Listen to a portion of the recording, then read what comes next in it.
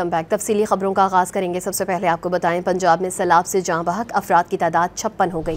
سیلابی پانی کے منہ زور ریلوں میں سب کچھ بہہ گیا۔ سینکڑوں مکانات، املاک اور ہزاروں ایکڑ پر فصلیں تباہ ہو گئیں۔ لاکھوں لوگ اپنے گھر بار چھوڑ کر محفوظ مقامات پر منتقل کیے جا رہے ہیں۔ پاک آرمی اور دیگر اداروں کی جانب سے ریسکیو اور ریلیف آپریشن جاری ہے۔ ملتان میں ہیڈ محمد والا پر 3 روز قبل گزرنے والے چناب کے 5.5 لاکھ کیوسک پانی نے ہر طرف تباہی مچا دی۔ متاثرہ بستیوں میں ریسکیو آپریشن جاری ہے۔ جن کے گھر بار ڈوب گئے وہ خیموں میں پناہ لینے پر مجبور ہیں۔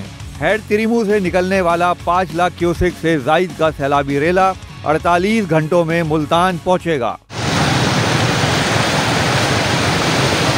جھنگ میں ہیڈ تریمو پر دریائے چناب میں انتہائی اونچے درجے کا سیلاب ہے۔ سینکڑوں لوگ سیلابی پانی میں پھنسے ہوئے ہیں۔ مختلف علاقوں میں پاک فوج کے ہیلی کاپٹروں کے ذریعے سیلاب متاثرین کو راشن پہنچایا جا رہا ہے۔ رحیم یار خان میں بھی اونچے درجے کا سیلاب ہے۔ سرکاری منشن بند ظاہر پیر کے قریب شگاف پڑ گیا جسے بر وقت بھر دیا گیا۔ بہاول نگر میں دریائے ستلج بفر گیا۔ سیلابی ریلے کے باعث بونگا رانوکا کا عارضی حفاظتی بند ٹوٹ گیا۔ درجنوں بستیاں، دیہات اور فصلیں پانی میں ڈوب گئیں۔ 1.25 لاکھ سے زائد افراد اپنا گھر بار چھوڑ کر کیمپوں میں پناہ لینے پر مجبور ہیں۔ موٹر سائیکل لاد کر لوگ سیلابی پانی میں گدھا گاڑی کو خود کھینچتے نظر آئے۔ ہزاروں مویشی بھی ریسکیو کر لیے گئے۔ قصور میں دریائے ستلج میں طغیانی سے درجنوں دیہات زیر آب اور فصلیں تباہ ہو گئیں۔ راجن پور میں کوٹ مٹھن کے مقام پر سیلابی کیفیت ہے۔